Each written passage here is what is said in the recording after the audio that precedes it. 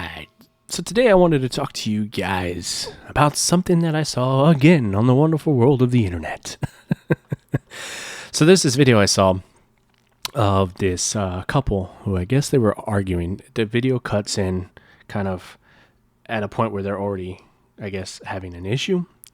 So some of you may have seen this video, and there's a female sitting on the passenger side, and she's trying to get out of the car. And what I'm assuming is her boyfriend is shoving her back in the car. He's not allowing her to leave. So the person who is actually filming takes it a step further and drives his truck in front of the car and basically tells the guy, "Hey man, cut it out. Let the girl out." And he basically is protecting the young female. And he has people in the truck with him. I'm assuming this guy's a father because when you hand the phone over to the passenger, I can hear sounds like a little boy in the back seat. And so it raised a debate between me and a friend of mine. And I'm going to kind of go over his point of view and over my point of view and see if we can find some common ground. But before we do that, ask yourself, my question to you is, if you saw a situation similar to that, what would you do? Would you step in, or would you continue to just ignore it and pretend like it didn't happen? Now, with that being said, if you're one of those people that says that you would ignore it, but then you'd pull out your phone and just film it but not do anything about it, my personal opinion is I think you're a piece of shit.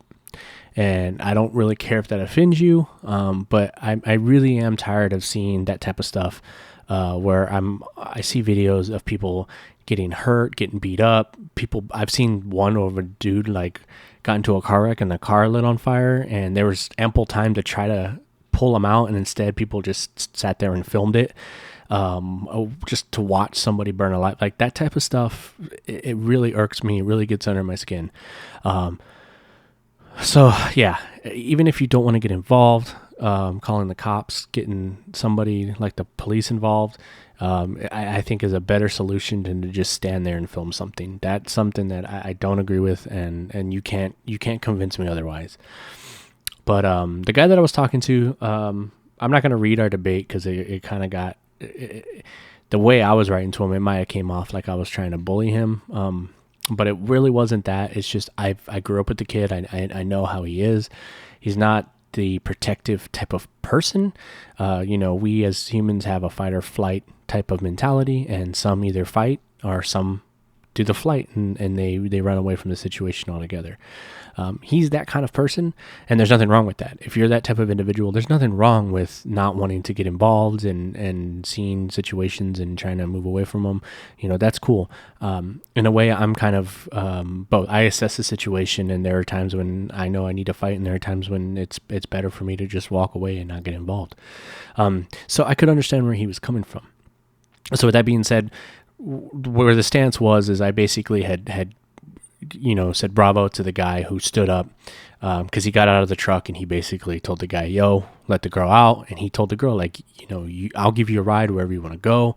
You don't have to stay with this dude and blah, blah, blah. And then, of course, I made the joke that, like, more than likely, she stayed in the car. She stayed with him, that abusive, I forgot what it's called. It's a syndrome that people get, and men get it too. And I'm not just singling out you ladies, but there's something about the abuser and the person that's being abused. Like they end up having this weird. I'm doing this on the fly, so I don't remember the definition of it, but you can look it up. There's a symptom for people who get abused to continue to stay with the abuser. This is weird love infatuation that they end up having.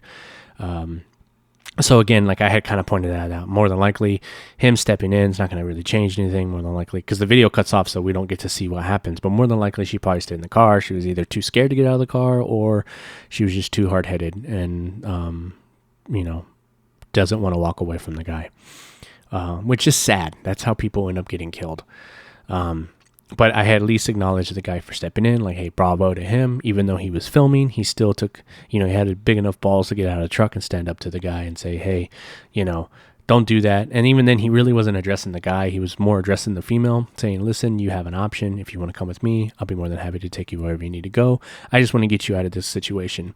And of course, the boyfriend was a pussy. He didn't say shit. He just stood there like staring at the ground because he's a bitch. Like he has the balls to try to put his hands on a female, but the moment a dude who's bigger than he is steps up, he's all of a sudden like, I'm a good little girl and I don't want to fight.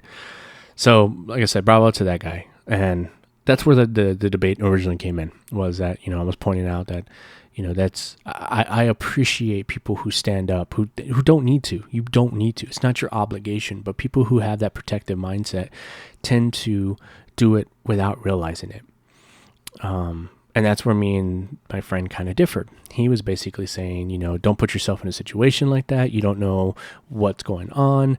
The girl could turn on you, and, which is true. I've seen that too, where, had it gotten violent between the boyfriend and the guy, chances of the girl, trying to defend the boyfriend are pretty high.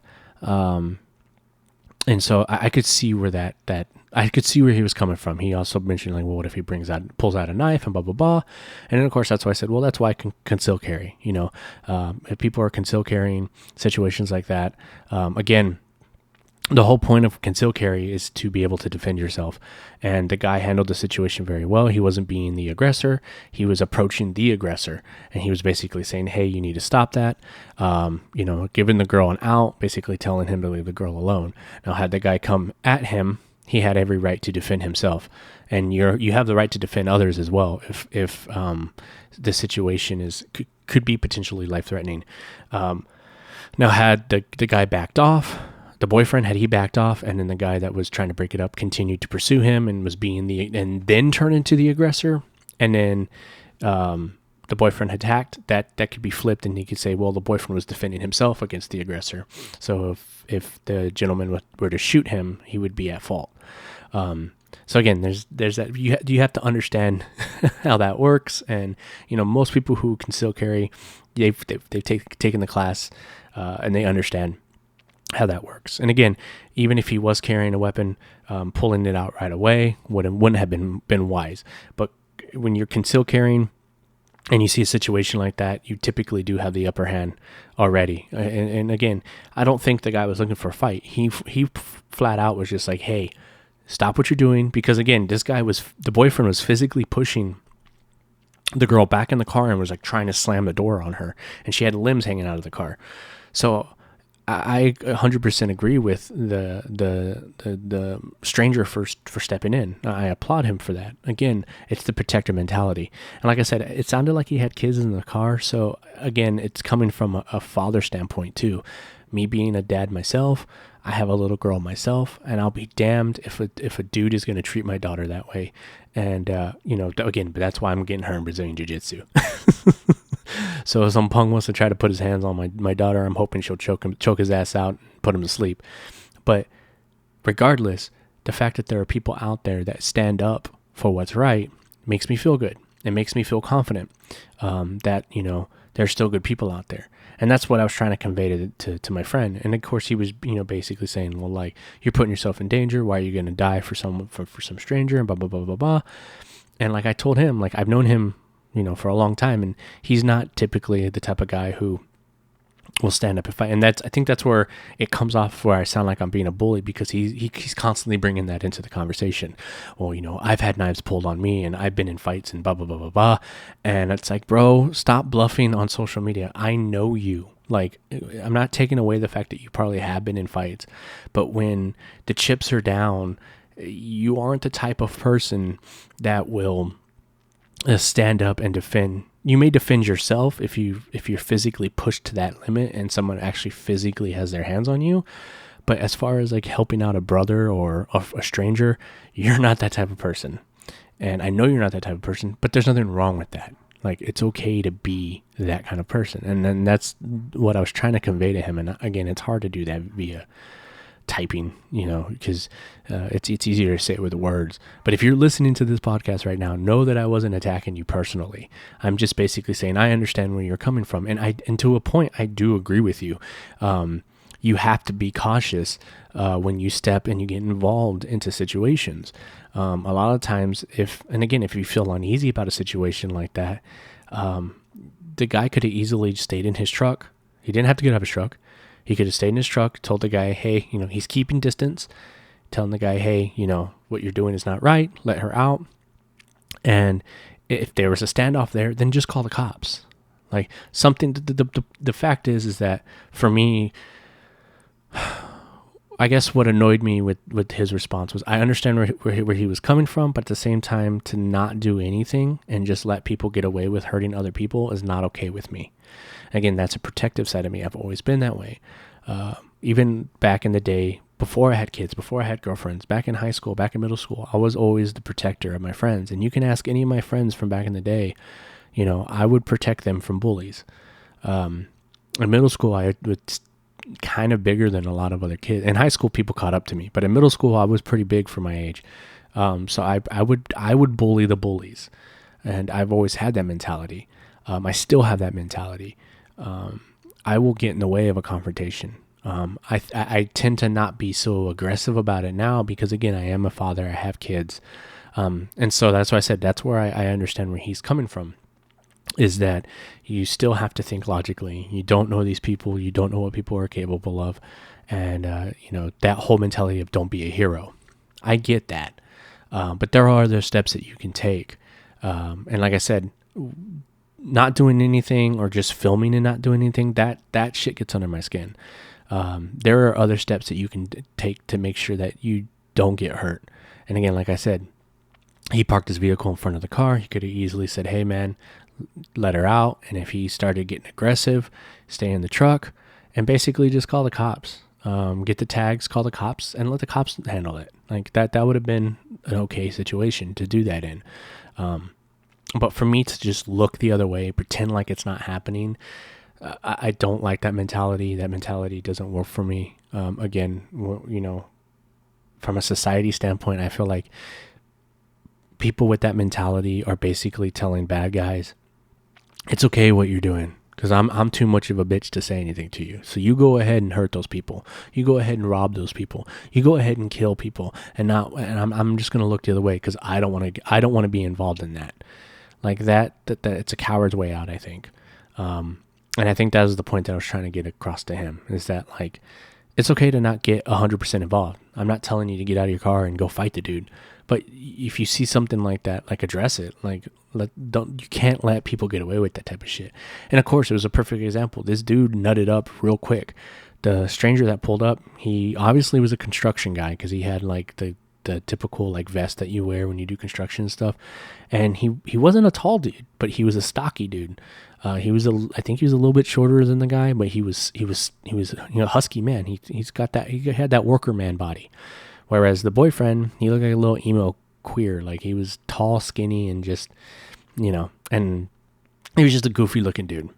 And, of course the girlfriend was scared. She didn't say anything. And when the stranger was directly talking to her, she just didn't really say anything. She just sat there, like a deer in the headlights. So that's why I said what I said when my comment, as far as like, nothing probably changed. And in that point, my buddy makes a good point, where it's like, well, what's the point of wasting time trying to do something? And the end result is, she's going to stay with him. And I get that, but it doesn't hurt to try. You know what I mean? Again, he gave the girl an option, and he basically said, listen, if you want to get away from this guy, he's not going to harm you. I'm here. Nothing's going to happen to you. You're free to walk. And sometimes that's all somebody needs. Others, they may be lost causes, and it sucks, and it's reality. But to not step in at all, for me, is you can't convince me otherwise. And again, if you're a concealed carrier, more than likely you're a little more boldened to do it. And again, I don't carry my gun because I want to shoot something. That's not, if anything, becoming a concealed carry person, owning a firearm, has changed my mentality for the better. I used to be a hothead, and ever since I was able to purchase a firearm and I've started carrying one on a regular with me, it's made me more laid back, because I don't want to shoot anybody. I don't want to be forced to shoot anybody. But I feel safer knowing that I have it. Because you don't know, and that's a point that he made very well too, is that I agreed with, is you don't know people. You don't know what people are capable of. And I don't underestimate anybody, regardless of your size, regardless of the way you look or anything like that. Anybody is a potential threat.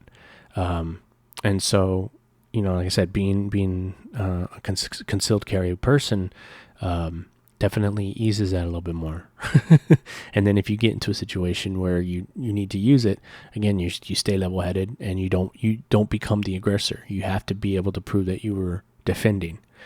So yeah, and again, like the reason why I could understand where he was coming from is because I saw another video where this guy, and again, I didn't agree with how he went about it. I think it's all based on tactic.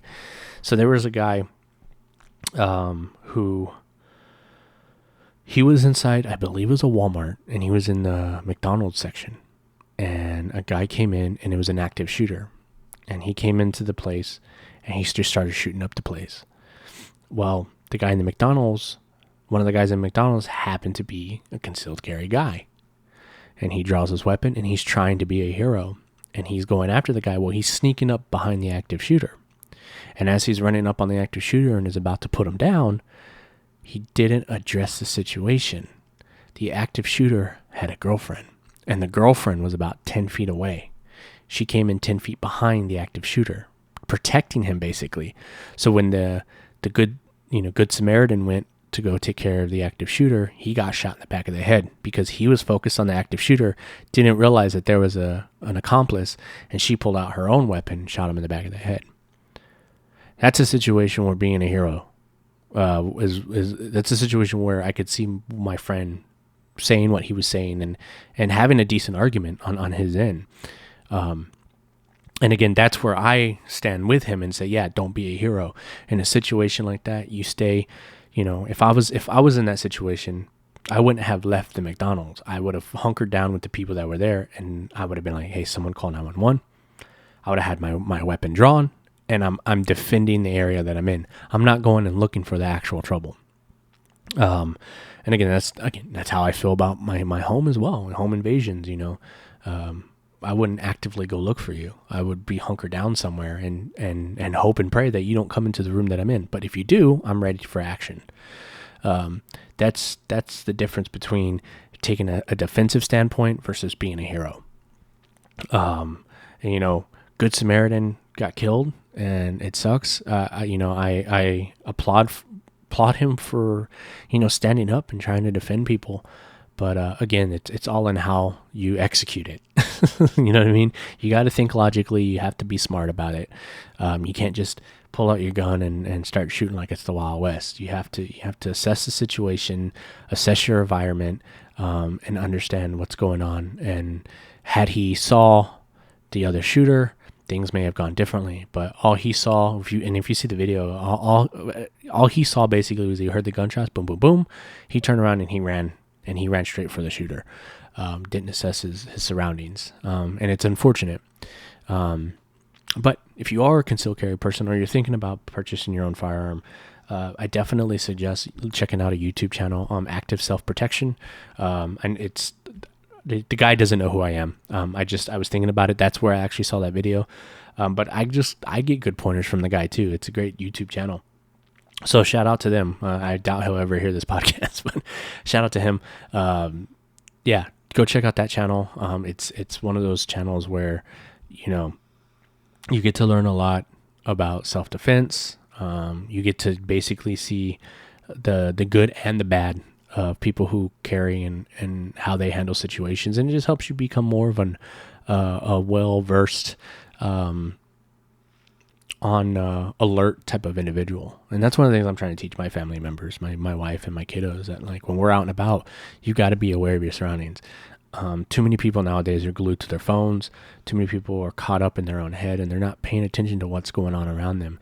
And a lot of times, if you're paying attention, you'll see these situations unfold, and you're able to time is not your best friend in these type of situations. And that was one of the things that my friend brought up too, is that, like, had he, that's the thing in the video. I feel like me and him are watching two separate videos, because in the video he's basically saying that the guy shouldn't have gotten involved. We don't know the story, and just because she's a female, you shouldn't have, female's not always right. And I'm like, dude, where he started recording, it's very obvious that this dude, the boyfriend, is pushing her in the car. He's trying to slam the door, and he's closing the door on her limbs. It's very obvious. So I don't know what video he was watching, but I know in my video, I don't care if she was in the wrong or not. At the end of the day, she's trying to get out away from the situation, and the guy is not allowing her to do so. That's where I feel like that's why the guy stepped in. Not only, him getting out of the truck may not have been the smartest option, but the fact that he got out of the truck, but he still kept distance, and there was a door between him and the guy. He was at the front fender of the car, and the boyfriend was on the passenger side, on the open side of the door, and he was over by the rear door. So there was plenty of space. So even if, like my friend says, claims, well, what if he had a knife? Well, even if he had a knife, there's still distance there. There's a door in between them. So, yes, you can close distance fairly quickly, but it's not like he was in arm's reach of this guy. So there was still time to react.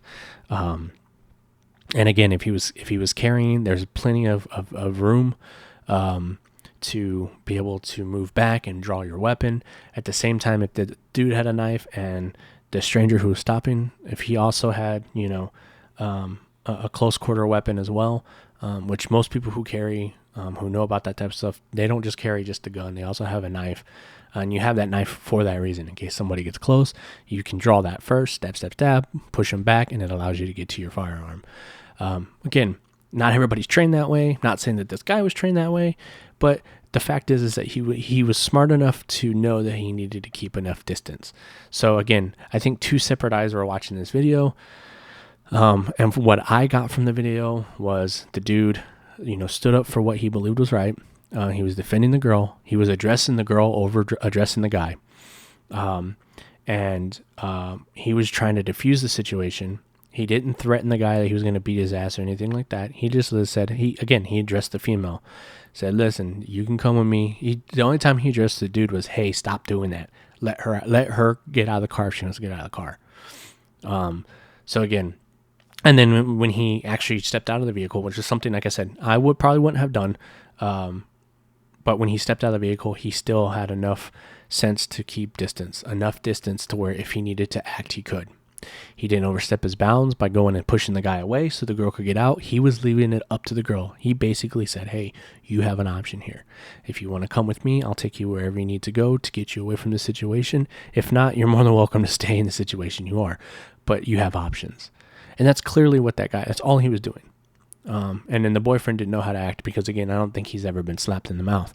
So when another gentleman who could fucking potentially beat his ass, he didn't know how to respond to that. So again, at the end of the day, I thought it was an interesting video. It was an interesting conversation that I had with my friend. We're still having this debate, by the way. But like I said, I wanted to make it kind of clear. If he does hear this episode, know that I wasn't attacking you. Know that I wasn't trying to be a bully to you. I understand where you're coming from. And again, knowing your characteristics, knowing the type of person you are, it fits. And by no means am I calling you a pussy. By no means am I saying that you're less of a man. That's not what I'm saying. Like I said, there are things that you said that I 100% agree with. But at the end of the day, when it comes to fight or flight, I tend to be more on the fight side when it comes to protecting someone else, protecting myself. But at the same time, I'm also not 100% against having that flight option as well. So after hearing this episode, how do you feel? Do you agree with me? Do you agree with my friend? Do you think that it's, in a situation like that, would you step in, or would you feel better about just ignoring it and pretending it wasn't there? Or would you have just called the cops? Either way, I'm curious. So if you're listening to this on YouTube, leave a comment and let me know. If you're listening to this in our Facebook group, leave me a comment and let me know how you would react to that. We are caught up on the YouTube videos with the streaming episodes. I was a little behind. So just so you guys know, if you're watching this particular episode, we are caught up now. So if you're watching this on YouTube, you can also stream this on, Spotify or any of the other major podcasting host places. But yeah, all the details and stuff where you can find all of our socials and everything will be in the description. So regardless on what you're listening to this on, whatever platform you're listening to on, check out the description, and I'll have all the information there from all of our social media platforms to if you want to support the show and buy some merch from us, I'll have the link there for you as well. If you want to contact the show via email, I'll have the link down in the description as well.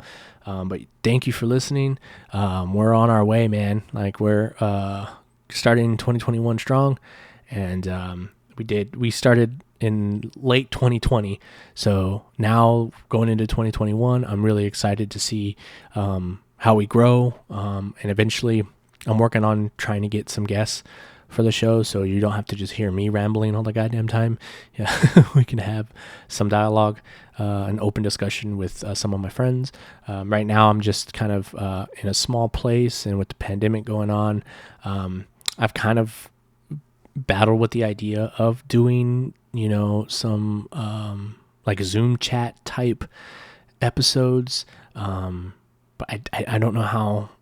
I'm afraid the quality is going to dip.